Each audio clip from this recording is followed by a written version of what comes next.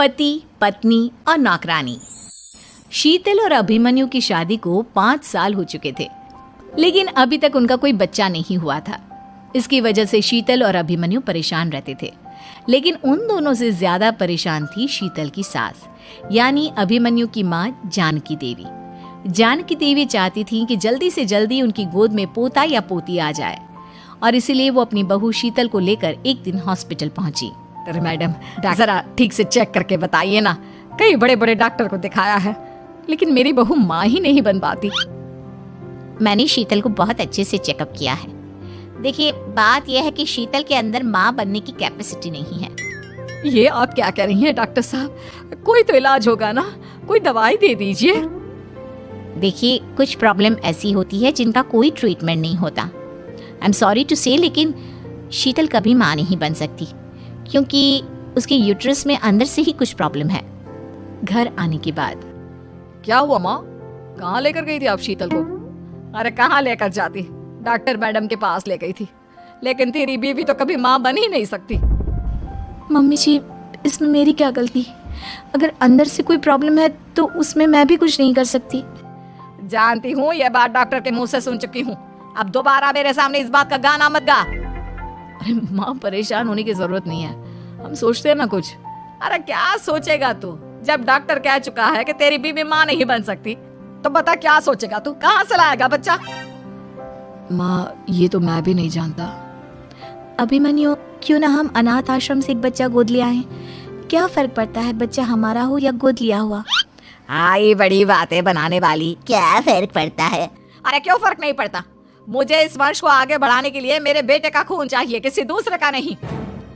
लेकिन माँ, अब जानती हैं कि ये अब पॉसिबल नहीं है। मैं कुछ नहीं जानती। मैं किसी पराये की औलाद को इस घर में अपना पोता या पोती बन के बढ़ता हुआ नहीं देख सकती। मेरा वंश मेरे बेटे के खून से ही आगे बढ़ेगा। लेकिन मम्मी जी, ऐसा कैसे हो पाएगा?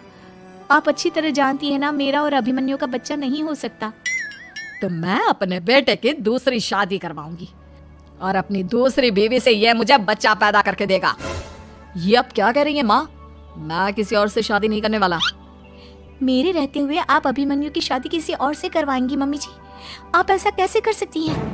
तू बस देखती जा बहू, मैं ऐसा कैसे कर सकती हूँ। कुछ दिनों के बाद, अभिमन्यु, मैंने तेरे लिए लड़की ढूंढ ली है। माँ, मैं आपको कितनी बार समझाऊं, मुझे किसी से शादी नहीं करनी है। पहले मेरी बात सुन। ये जो चमेली है ना, हमारे घर में काम करने आती है, वो तुझसे शादी करने के लिए तैयार है। मम्मी जी, आप अभिमन्यु की शादी एक नौकरानी के साथ करवाएंगी? वो इसलिए क्योंकि चमेली दिखने में बहुत खूबसूरत है, बच्चा भी सुंदर ही होगा। मम्मी जी, लेकिन एक बच्चे के लिए अपने बेटे की शादी नौकरानी के साथ करवाना, क्या ये सही है? अगर अभिमन्यु ने शादी नहीं की ना, तो मैं अपनी जान दे दूंगी। अब देख लो, अगर तुम्हें अपनी माँ की जान प्यारी है तो तुम्हें इस नौकरानी के साथ शादी करनी ही होगी। इस तरह जानकी देवी अपने बेटे अभिमन्यु की शादी नौकरानी चमेली के साथ करवा देती है। कुछ दिनों के बाद, नौकरानी से मालकिन बन के तो मजा आ गया। अब तो मैं इस घर की मालकिन हूँ। देखो, अपने आप को ज्यादा मालकिन समझने की कोशिश मत करो। एक बार तुम्हारा और अभिमन्यु का बच्चा इस दुनिया में आ जाए, उसके बाद तुम इस घर से हमेशा के लिए चली जाना। अरे जाओ जाओ, किसी और के आगे बातें बनाना। एक बच्चा तो पैदा नहीं कर सकी, बढ़िया आई। जाओ जाकर मेरे लिए कॉफी बना कर लाओ। नौकरानी मैं हूँ या तुम? मम्मी जी, देखिए ना शीतल मुझसे किस तरह से बात कर रही है। शीतल, तुम्हें पता है ना चमेली प्रेग्नेंट है, मेरे बेटे के बच्चे की माँ बनने वाली है। वो जैसा कहती है वैसा करो। लेकिन मम्मी जी, वो मुझे नौकरों की तरह ट्रीट कर रही है। अरे तो करेगी ना, वैसे भी बहू तुम हो किस काम की? एक बच्चा तो पैदा नहीं कर सकती। जाओ अब घर के सारे काम करो और चमेली को आराम करने दो। थैंक यू मम्मी जी, भगवान आपका भला करे। आप नहीं होती तो मैं नौकरानी से महारानी कैसे बनती? देखो, तुम्हें जो चाहिए सब मिलेगा। खूब खाओ पियो, मजे की जिंदगी जियो, लेकिन बस मुझे एक बच्चा पैदा करके दे दो। कुछ दिनों के बाद, मम्मी, बच्चे के लिए आपने मेरी शादी चमेली के साथ करवा तो दी, लेकिन दिन और रात का चैन मिट गया है। सारा दिन शीतल और चमेली की बहस चलती रहती है। अब शीतल को इस घर में रखने से क्या होगा? मैं तो कहती हूँ उसे घर से निकाल दो, है भी किस काम की। मैं ऐसा नहीं कर सकता माँ, वो मेरी पत्नी है, उससे बहुत प्यार करता हूँ मैं। तुम्हारी पत्नी चमेली है, चमेली, उससे प्यार करो। अरे तुम्हारे बच्चे को जन्म देने वाली है वो। अभिमन्यु, मैं खुद ही इस घर से चली जाती हूँ।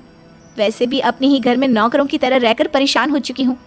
घर की नौकरानी मेरे ऊपर हुक्म चलाती है, वो तुम्हारी पत्नी बन चुकी है। अब मेरा इस घर में क्या काम।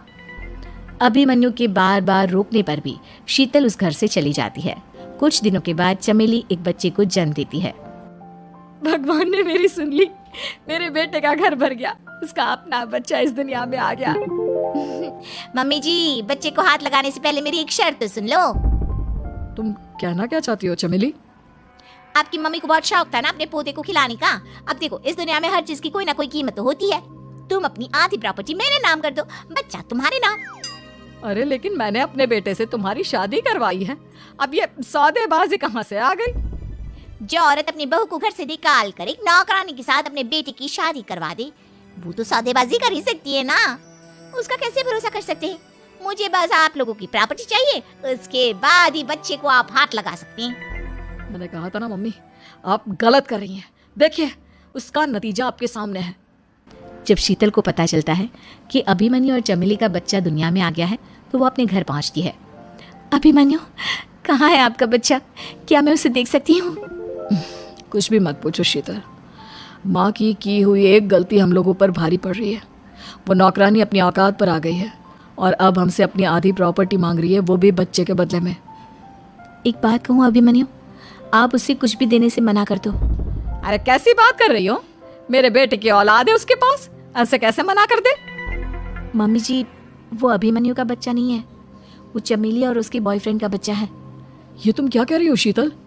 ये देखिए वीडियो, चमेली और उसका बॉयफ्रेंड आपस में बातें कर रहे हैं कि उन दोनों ने मिलकर आपको बेवकूफ़ बनाया है और अब इस बच्चे के बदले आपसे प्रॉपर्टी भी हड़प लेंगे। हे भगवान, ये मुझसे क्या हो गया? ना तो बच्चा मिला और अपने बेटे की नौकरानी के साथ शादी करवा दी सो अलग। अब क्या होगा? मुझे माफ कर दो शीतल, मेरी वजह से तुम्हें बहुत तकलीफ हुई है।